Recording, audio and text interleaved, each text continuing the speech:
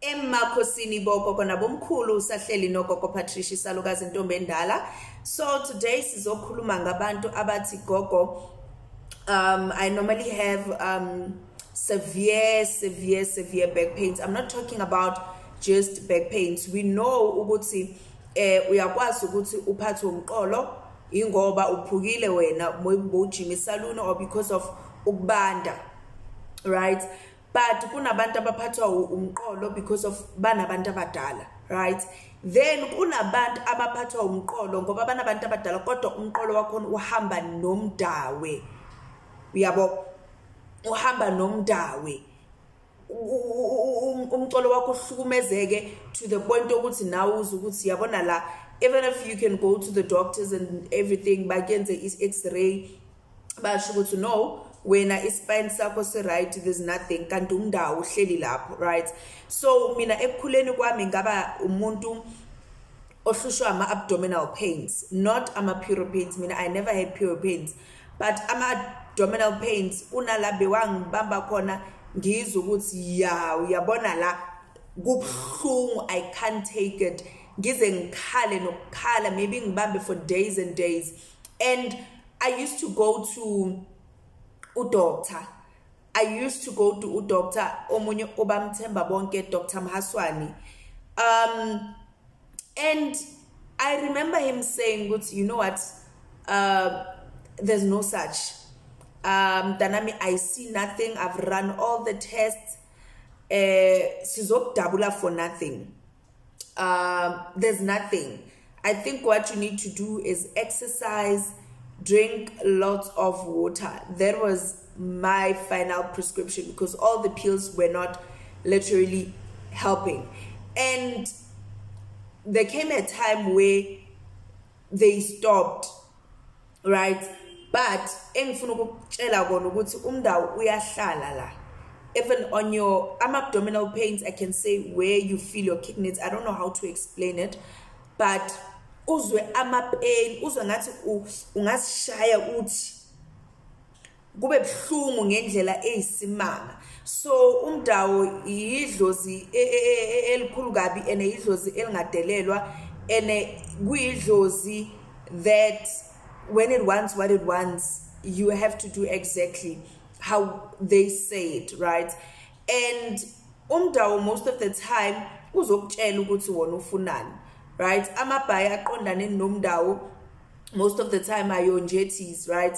And now we know there's different colors of njetis. There's a maroon njeti, there's a red njeti, and there's a blue njeti.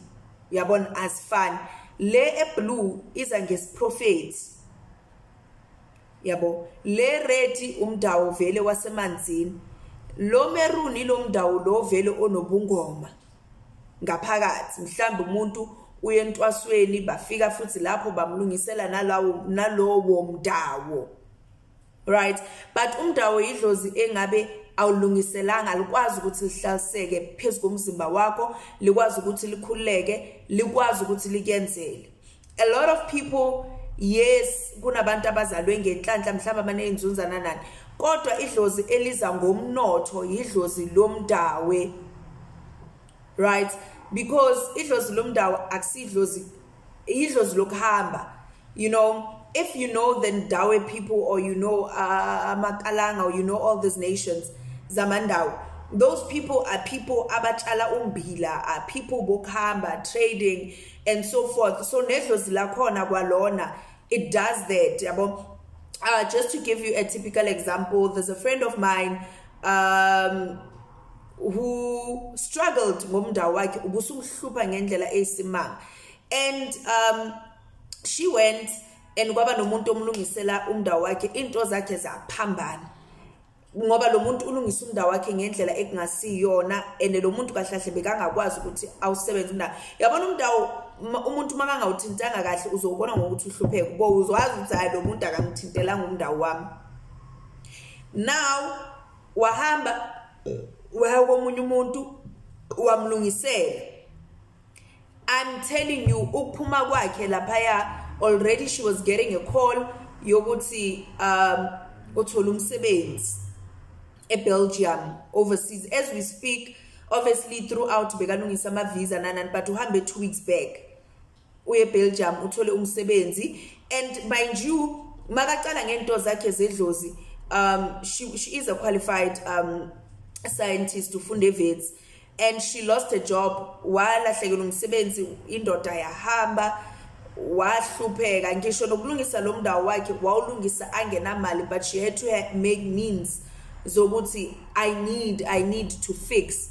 And manje utholile umsebenzi eBelgium, now indoda ibuyile yazibuyela nje yathi hayi yazi ngifuna silungisa izinto. So that's when you get to realize ukuthi ezinye izinto azenzeki ngoba abantu abadala bangakuthandi, they just trying to get your attention, and bafuna ukuthi mawuyenza lento le uconcentrate, kungabi nomuntu wesilisa okudisturbayo, kungabi nabangani. That's why a lot of you lose friends, you lose family members, because there's noise. And now mawuyenza into zakho zedlozi, you don't need noise, you need to pay attention, you need to listen to every instruction unikezwa yona. Right? So Umdawe, guys, it's a very good spirit. Esinamandla ngendlela eyisimanga. Abanye bayakwazi ukuprofetha ngomdawe, abanye bayakwazi ukuthi baparule, which is bawuparula umdawe. Yabo, abanye bayakwazi ukuthi bangawuparuli, mawuparula ngithi kiwe emanzini bakuvale ngendwangi, kushayiwe bathi uyawulanda emanzini. Abanye uyazi like different things for different people. Abanye banikezwe umdawo ukuthi bakwazi ukuthi ukufemba, right? Because I know a lot of people are like, Gogo, hey, ukufemba, guys, if really you need answers edlozini, I think you need to go see someone ofembayo kunokuthi uhambe uhlola, because ukuhamba ukuhlola, yes, it's good, but sometimes you don't know ukuthi lento bakutshela yona kuyiyona noma akusiyona. Kodwa mawufemba bayakwazi ukuthi badonse isidalwa sakini sizokwazi ukuthi sikhulume kulomzimba, umbuzo ukuthi gogo wena wakabani, wena wazala bani, uphumaphi, washonelaphi, ufuna ngikwenzeleni nini kanjani. Umbuzo ukuthi okay gogo uzongipha lawo mandla na, asho ukuthi gogo mntana mayi cha kunomsebenzi ozochamuka maduze, maybe iviki ngeke liphele, leyo mali akusimali yakho, imali ukuthi usilungisele into zethu, yabo. Then you are now be able to have a conversation. Uyakwazi ukuthi futhi umuntu makafemba akulaphe, yabo. Umuntu makafemba, that's why ukufemba, guys, it's very expensive. Abanye bayocharge o 1000, but not in Joburg. Joburg omunye ngambona athi 5 tower, ngathi Jehovah. But anyways, it's not my job. I'm not saying that Jehovah bese nani nibone ngathi ngiyaqaka no mina ngiceke. If umuntu feels ukuthi umsebenzi wakhe it's worth that amount and uyawazi umsebenzi, then be it. Idlozi lakhe phela ukhumbula ukuthi kunabantu abathi mabayeka imsebenzi idlozi lathi nanoma waparula wayenzani wena asoze uphindele ubuyele emsebenzini. Lokho kuzoba umsebenzi wakho, kodwa kuzoba umsebenzi osiphilisa ngawo. I mean uneyingane nawe ufuna ukuthenga umuzi. Imagine wena ufembisa abantu ngo 300 or uhlola ngo 300, uyothenga nini umuzi? Like literally uyothenga nini umuzi? Ibond awusebenzi, will they approve? You need a car ukuhambisa abantu emanzini, uyenza into zedlozi, utravule uyobona iguli zakho, yenza konke lokho. So you need to leave. So if umsebenzi wakho, as much as people complain ukuthi where I'm working I'm not getting paid enough, naye lo muntu lo deserves to get paid enough. If you feel good when you are now ready to buy a car but you're not getting paid enough, naye lo muntu is ready to buy a car and a house and they're not getting enough. So it's not my place, right? So ulungise umdawo wakho, right? Ulungise umdawo wakho. So bayakwazi ukuthi, let's say uyagula uyakumelaphi, that's why it's expensive, right? Ukuparula, it's not an easy task. If kusondela ugogo wakho ugogo wakho waye kanje, ugogo wakho makaphakama lo melaphi uyoba kanje, yabo. And now fanele phela masekaphuma ugogo umelaphi aluleke, yabo. If femba and you don't femba the right way, chances are you can stay like that for the rest of your life. That's why abantu abafembayo baye baguge fast, noma bakhathale fast, noma imizimba yabo ikhathale fast, because ngisho nanoma uza wena uthi kumuntu ofembayo unezilwane and efanele akhiphe lezilwane, bayakwazi ukuthi azikhipha sifake kuye then azilwise kuye azikhiphe. So lezilwane ziyamshaya ziyamlimaza, so it's not easy.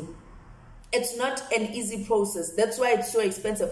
But if you're someone who's like, Gogo, mina ngiyabayezwa bayakhuluma bathi fanele ngenze lokhu nalokhu nalokhu izangoma, kodwa akhanyi nix, ngiyayenza akulunge, still angiphuphi, I don't know if what I'm doing is correct or right or wrong, sendliwe imali, I would suggest go femba, so that you know exactly what when idlozi lakho lifunani, because you might find that whatever that you've been doing all along ayifunwa idlozi lakho, noma idlozi lakho liyayifuna kodwa lisavalelekile somewhere, so alikwazi ukuthi liqhumane nawe.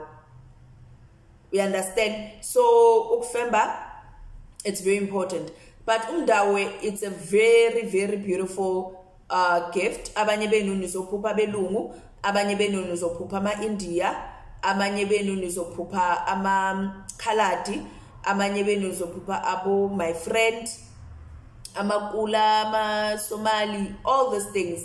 Abanye benu, you can go as far as dreaming umuntu omnyama kumdawo wakho. Simple as that. Gyahluka kwabantu. So Umdawo idlozi guys fanele ulenze labona umdawo mase uphakama, hayi sesiphakama sukuma ngeenyawo, ukuhlala kwakho ngeke ngokusize ngoba uyoba umuntu ongena ezibhedlela bathi